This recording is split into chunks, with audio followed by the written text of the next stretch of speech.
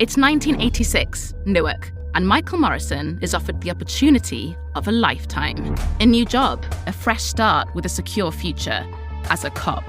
But Mike has no idea he's about to join what he calls the biggest gang in America. I'm Seren Jones, and this is Black and Blue, Behind the Badge, a story about what happens when you have to pick a side. Follow Black and Blue, Behind the Badge on Apple Podcasts, Spotify, Amazon Music, or wherever you get your podcasts. You're listening to a Frequency Podcast Network production. Hey, it's Jordan. A really quick note before we start. If you would like to support humanitarian relief efforts in the Middle East, Rogers, which owns this program, is going to match donations to the Canadian Red Cross's special fund. Canadians can donate $5 to support Canadian Red Cross's Middle East humanitarian crisis appeal by texting the word Rogers, R-O-G-E-R-S, to 20222 in English or 30333 in French. Anything you can give, Rogers will match until October 31st, 2023. So if you're looking to help some people out who could really use it, this is a good way to do it. Less than 1 year ago, British Columbia began a project that many hoped would destigmatize drug use and save lives. The province decriminalized possession of small amounts of hard drugs. The move was undoubtedly progressive. 2 weeks ago, 9 months into this experiment, the province took a different approach. On Thursday, the BC NDP tabled legislation that would prohibit drug consumption at parks, beaches, sports fields, and within 6 meters of bus stops and building entrances, including those to businesses and residences. Now, for years, images and evidence of public drug use have played a starring role in any push for more stringent policy. Just picture a dirty syringe lying just off to the side of a kid's playground, and you know what I mean. It is an understandable emotional reaction. The question, though, is if that is a realistic place to legislate from. And if the BC government can try to address a spiraling overdose crisis from apparently totally opposite sides of policy goals. Can the decriminalization of certain drugs, followed by the banning of their use, basically anywhere they are used, actually accomplish anything?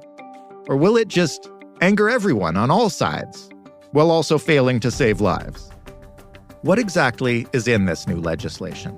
And listen, whatever you think of it, emotional or rational, progressive, conservative, the real question here is, will this law actually make anything better?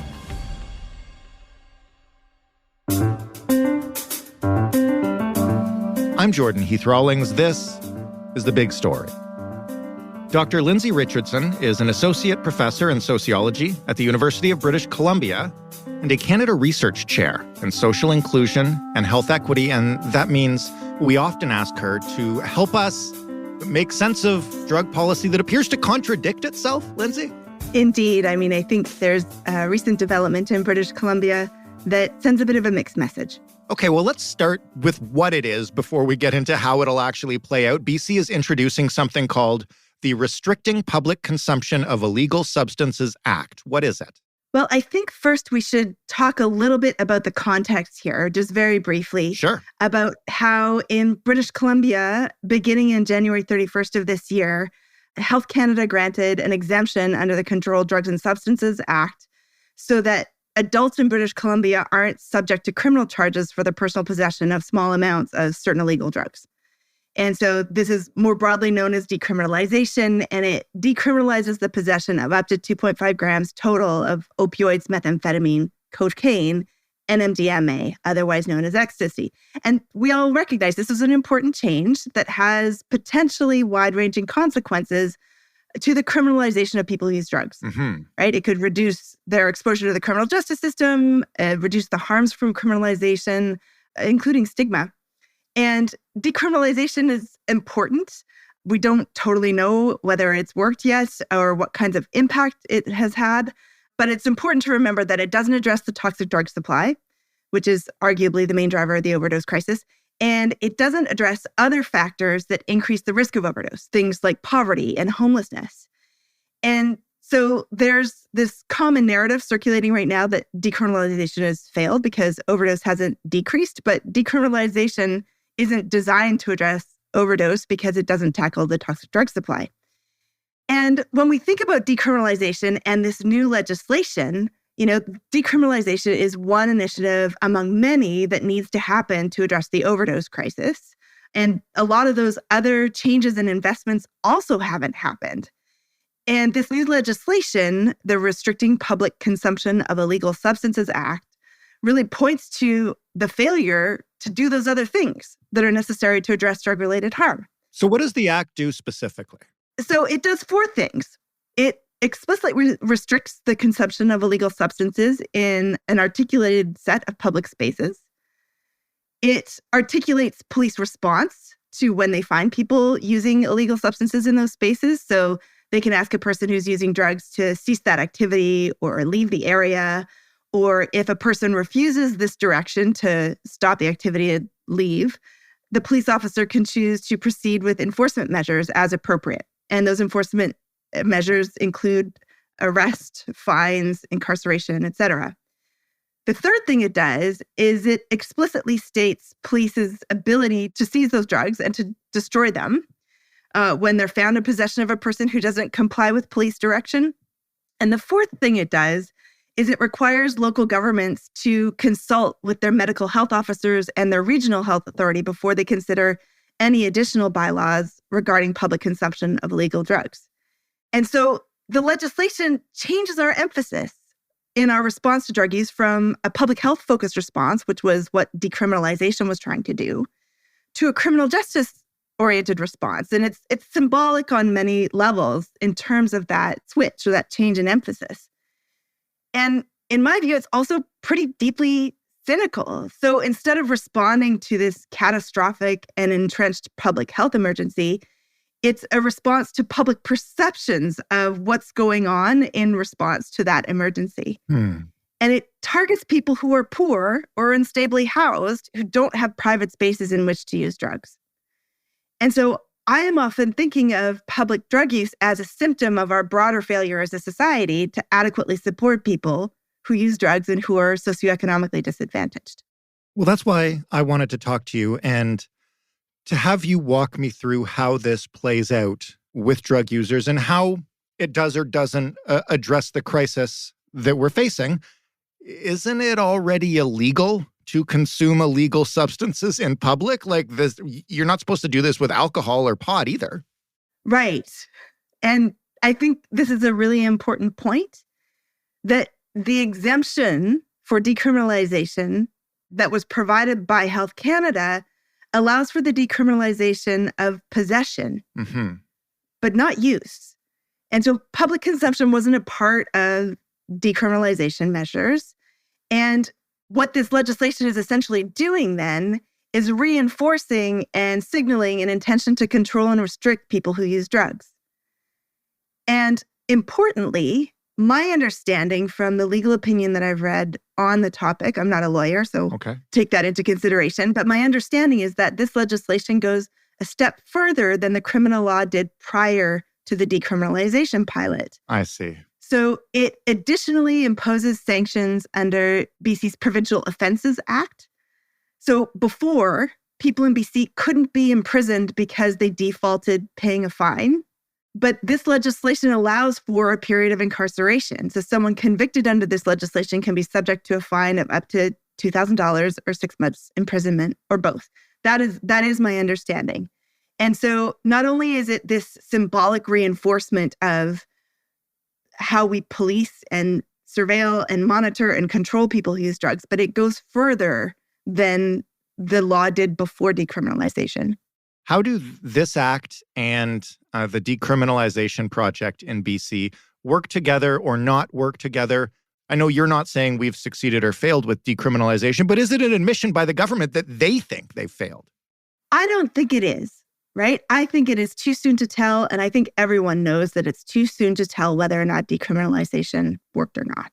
Well, what might the government be thinking with these two seemingly diametric approaches to the problem? Well, I think it's really important to be clear about what the province is saying about what they want this to do and what we think might actually happen because of this legislation. And so, the official statement from the province says, they want to create clear rules about public drug use and align guidance around public drug use with tobacco, alcohol, and cannabis.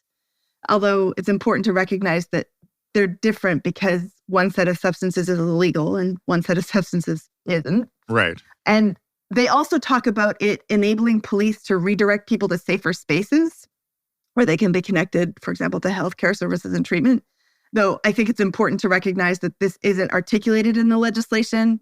Police already have the ability to redirect and connect people to services and treatment. They say that it encourages people who use drugs to use safely at local overdose prevention sites, which seems like a noble intent, but there aren't enough overdose prevention sites in enough places to really support people adequately.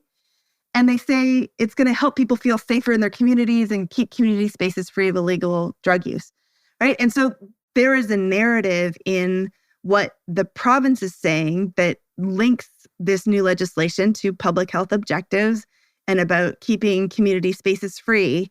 And the actual legislation really is about enforcement of public drug use and police activities related to public drug use and how that's going to play out moving forward. Well, I do want to talk about how non-users in British Columbia might see this legislation, and I think you kind of got at it there. So I'll ask about the reality of it. How prevalent is drug use in public spaces? Do we know? We don't. It really is very difficult to assess scientifically and empirically. We're not going to set up observers in every public space in every park. Sure. And I think it's important to note that people often react really negatively to physical evidence of public drug use, something like a discarded syringe or something like that. And I would reinforce that drug use in public spaces can really be understood as a symptom of our broader policy and support failures. Like the provision of adequate housing, the provision of adequate drug use services. And so often we vilify the symptom and not the cause.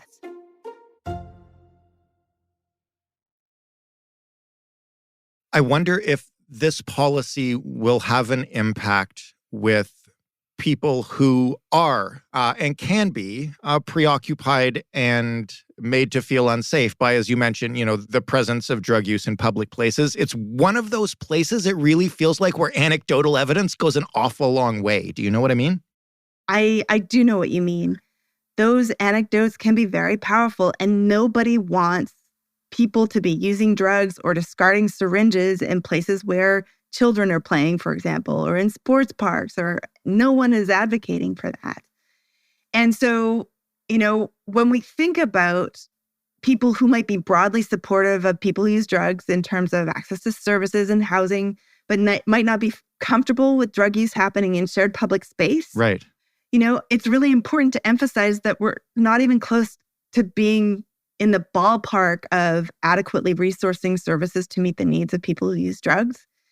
And that it's the same thing with adequate housing, right? I mean, the most recent homelessness count that came out basically at the same time as this legislation was announced reported a dramatic increase in homelessness and an intensification of the need for support services. And so public spaces often represent one of the only places that people have to go. Yeah. And restricting their ability to be in those public spaces means that you're not going to solve the problem. It doesn't go away. It just will be displaced, or it'll go somewhere else. And there are real harms to displacing public drug use or displacing people who use drugs from the places where they are seeking to use. When you look at the places that are in this legislation, how specific are they? And where will that use go if police are criminalizing this behavior in the public spaces that are set out in the Act? So the public spaces that are set out in the Act refers specifically to the substances that are covered in the exemption from Health Canada for decriminalization. So it explicitly refers to opioids, cocaine, methamphetamine, and MDMA. And the places include, being within 6 meters from building entrances, that includes businesses and residential buildings, being within 6 meters of a bus stop, being within 15 meters of playgrounds, spray and wading pools and skate parks, and at parks, beaches, and sports fields. And so you can imagine that it is very difficult to find a place that isn't captured by all of those directives or stipulations. Yeah. So that's the first part. The second part, in terms of thinking about where that drug use will go, in general, legislation of this kind or crackdowns or restrictions on drug use that are in this sort of thread or spirit really result in people trying to hide their drug use in other ways. And so what that means is people will go to more hidden places that might be further away from emergency responders, for example, or being able to be found if you do overdose. So places that are more clandestine. And one of the things that happens when people try to conceal their public drug use is they will use a loan, right? Which we know is a central risk factor for overdose. We know that people will often rush injections. And so, for someone who's using drugs, they might initially try a small amount so they can understand the potency of what they're using so they don't use too much. And when they rush an injection, they don't have the chance to do that. And so that again increases the risk of overdose. They also might not be able to prepare their drugs properly or clean the place that they're injecting in the skin, clean their skin properly. And so that might result in missing a vein or an unsanitary injection that increases the likelihood of an abscess. And so what we can see is when you clamp down on people's ability to use, it pushes them further underground. It results in them rushing their drug use, which has particular harms. And I think it's really easy to say that this is going to result in the disproportionate policing of certain communities, and particularly people with lower incomes or people who don't have secure housing. When you say that this kind of act drives that behavior underground, which makes it more dangerous to the user and simply gets it out of sight, no matter how risky it is, the cynic in me would suggest that's the point. There are many people who think that is the point, who, as long as they don't have to see it, that, drug use sort of doesn't exist, or they prefer not to acknowledge that it exists.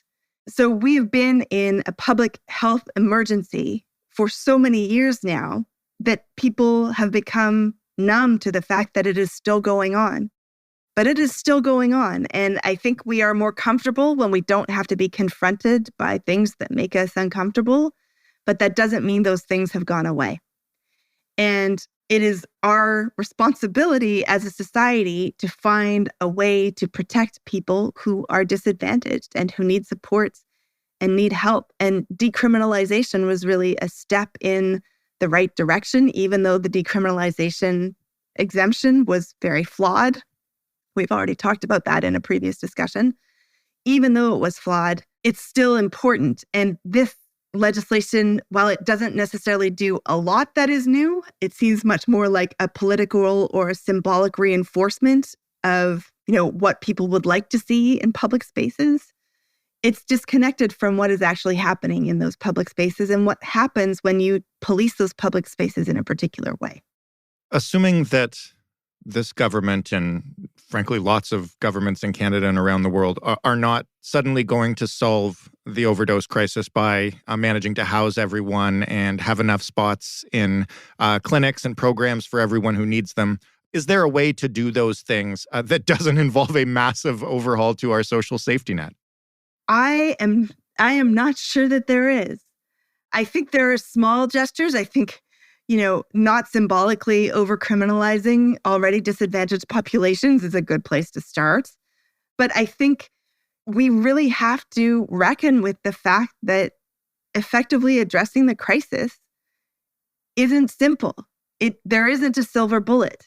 Decriminalization is not going to solve it, right? And so we really need to reckon with the fact that we need a safe, regulated, accessible drug supply, in my view. We need to address the social and economic drivers of drug-related harm, right? We need to develop a system of care that is accessible and culturally appropriate. And we need to recognize that, pushing people around from place to place doesn't make the emergency go away. And I wish there were small, simple things that could have large, sweeping changes, but I don't think that any small programmatic change is going to solve a problem that policy creates.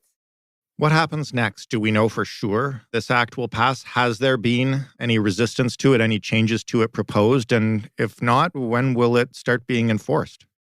I think we have every reason to think that this is going to pass. It was tabled by a majority government. There's public support because of perceptions around public substance use. It really feels like a response to many actors, municipal governments from across the province, public outcry against public drug use. It feels like a response to a number of people that are important constituencies for the government. There has been predictable political opposition, also opposition in the community by drug user advocacy groups, by legal advocacy groups, many service providers for people who use drugs who have really rightly pointed out the lack of other services and how these kinds of legislation further harms for most disadvantaged people. And that municipalities that are calling for restrictions on public drug use often block these services in their towns and small cities.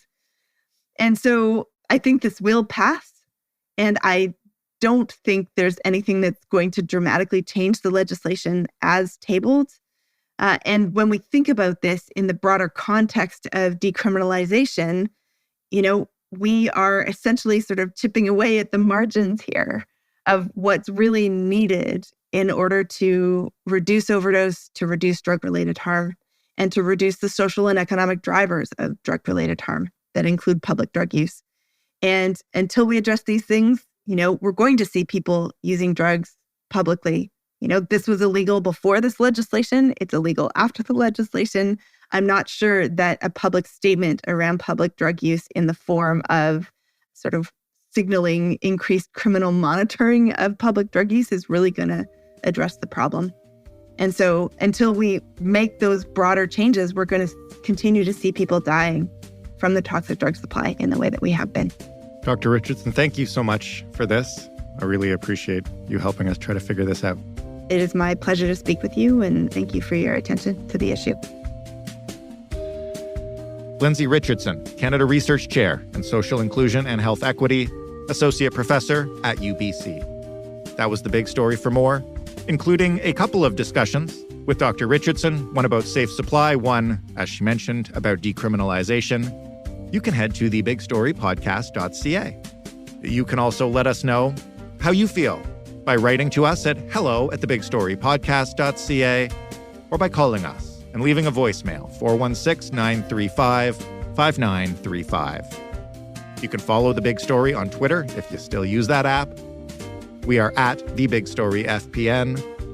And of course, if you want to hear this podcast on your smart speaker or any voice assistant, just ask it to play The Big Story Podcast.